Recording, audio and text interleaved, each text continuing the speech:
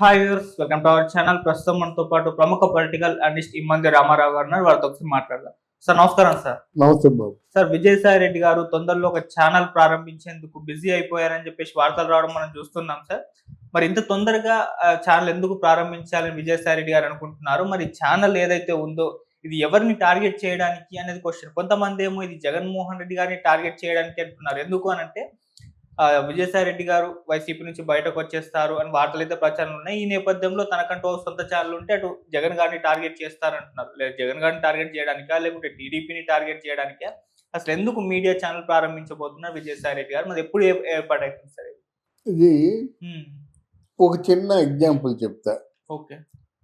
అప్పటికి రామనాథ్ గోయింకా అని ఆంధ్రప్రభ ఎడిటర్. రామనాథ్ గోయింకా అంటే వాళ్ళు ఆ గోయింకా ఫ్యామిలీ కాంగ్రెస్ పార్టీకి ఫండింగ్ ఇచ్చింది స్వాతంత్ర్య పోరాటం కోసం. నెంబర్ 1గా ఉండేది ఆ పేపర్. తర్వాత కాశీనాథులు నాగేశ్వరరావు పంతులు అని దేశోద్ధారక టైటిల్. ఆయన ఆంధ్రపత్రిక అన్నిటికంటే ముందు ప్రారంభమైంది ఆంధ్రపత్రికే. తర్వాత కేఎల్ఎన్ ప్రసాద్ అని చెప్పేసి ఆంధ్రజ్యోతి ఉంది. ఇప్పుడు ఆంధ్రప్రభ, ఆంధ్రజ్యోతి, ఆంధ్రపత్రిక చాలా బాగుండే.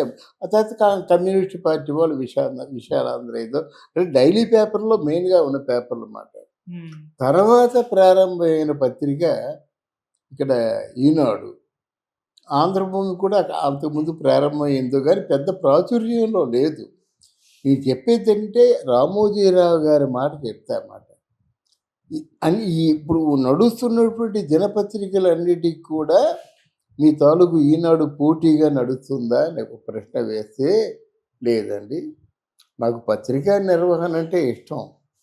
ఏ రోజు వార్తలు ఆ రోజు ప్రజలకు అందించాలని ఈ నిర్వహణలో నాదైన ముద్ర వేసుకోవాలని తప్ప వాళ్ళేదో ముందుకెళ్ళిపోవచ్చు. వాళ్ళు ఎంతో పెద్దవాళ్ళు కావచ్చు, నాకెందుకు?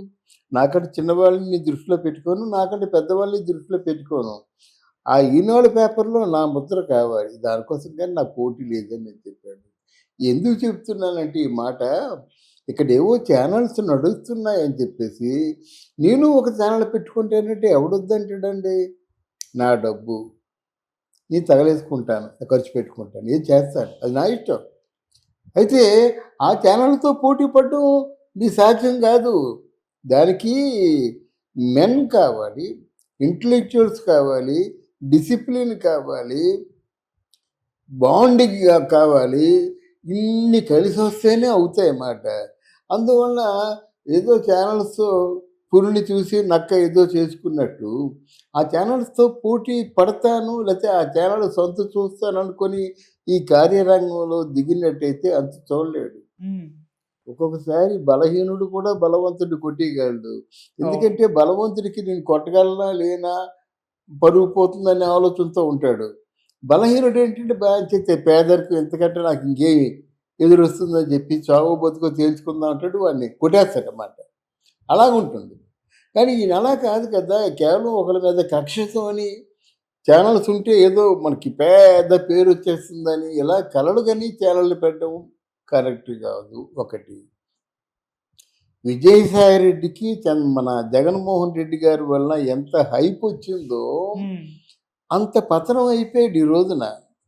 ఎలా పతనం అయిపోయాడు అంటే, ఉత్తరాంధ్ర ఇన్ఛార్జిగా జగన్మోహన్ రెడ్డి మిమ్మల్ని ఎందుకు పంపించాడో మీకు తెలుసు. ఉత్తరాంధ్రలో ఏదైనా ఒక రవంత స్థలం ఉందా?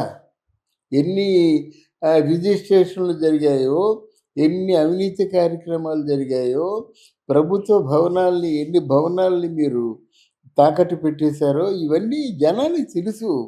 ఒక వ్యక్తి గురించి ఇన్ని విషయాలు తెలిసినప్పుడు, ఇన్ని అవినీతి పనులు తెలిసినప్పుడు ఆ వ్యక్తికి ఆటోమేటిక్గా రెస్పెక్ట్ పోతుంది.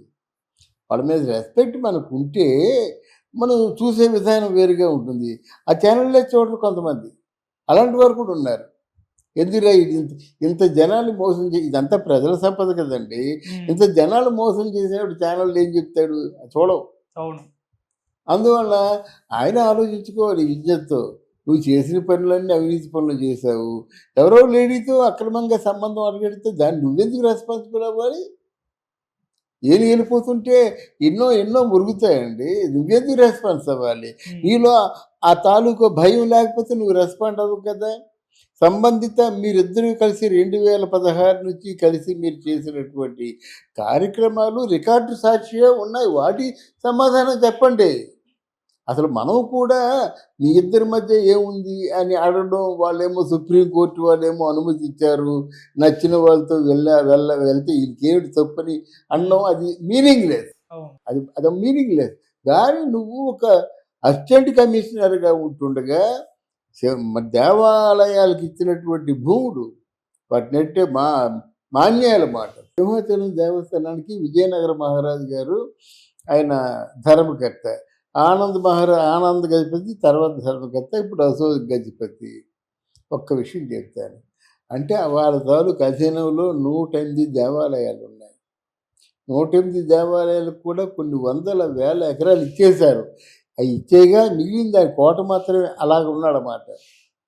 అటువంటి వ్యక్తిని మీ తాలూకు వైఎస్ఆర్ కాంగ్రెస్ పార్టీ విజయనగరం అశోక్ గజపతిరాజు ఇంటి ఆడపడుచు పైడితల్లి అమ్మవారు గ్రామదేవత. వాళ్ళ ఆడపడుచుని సందర్శనార్థం ఫ్యామిలీతో వెళ్తే ఇదే బొత్స సత్యనారాయణ రోడ్డు మీద కూర్చోబెట్టాడండి.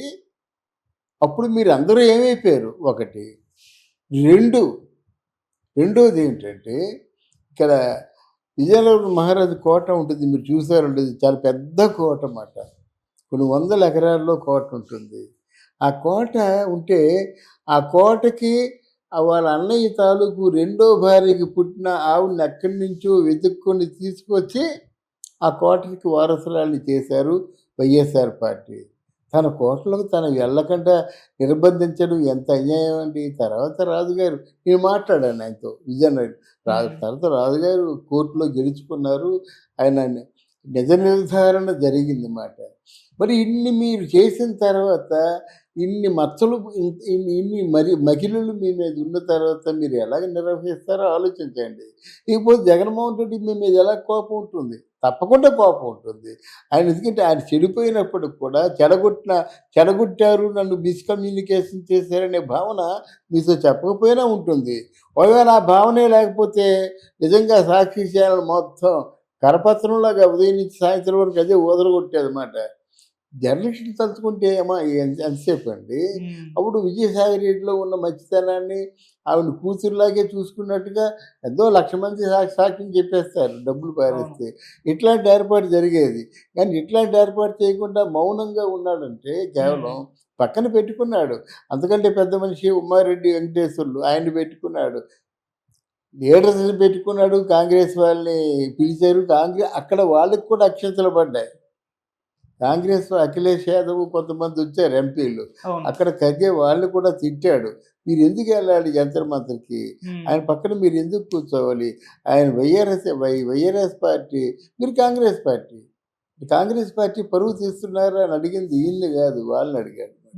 బట్ ఏదేమైనప్పుడు కూడా ఈ ఛానల్ పెడతానంటే నిజంగా అభిరుచి ఉండి పెట్టుకోండి. కానీ వాడిని పడగొట్టడానికి పెట్టుకుంటానంటే మాత్రం అది కాదు. విజయసాయి రెడ్డికి బ్యాక్ టైం స్టార్ట్ అయింది. నెక్స్ట్ జైలు ఒకటే శరణ్యం. అంటే ఎవరిని పడగొట్టడానికి సార్? ఎవరు మహావంశం ఉంది కదా, మహా టీవీ వంశం ఉంది. తర్వాత TV5 ఉన్నారు. ఎవరెవరైతే ఇప్పుడు తెలుగుదేశం పార్టీకి సపోర్ట్ చేస్తున్నారో వాళ్ళందరినీ కూలగొట్టేస్తారట. అది ఉండకూడదు అంటున్నాను అనమాట. మీ ప్రయత్నం మీరు చేయండి. నిజమేమో రేపు పెద్ద ఛానల్ అయిపోవచ్చేమో, అది ఎవరు చెప్పొచ్చాడు. కానీ వాడిని పడకూడదామని మీరు మొదలు మీ అభిరుచి కొద్దీ మీరు చేయండి.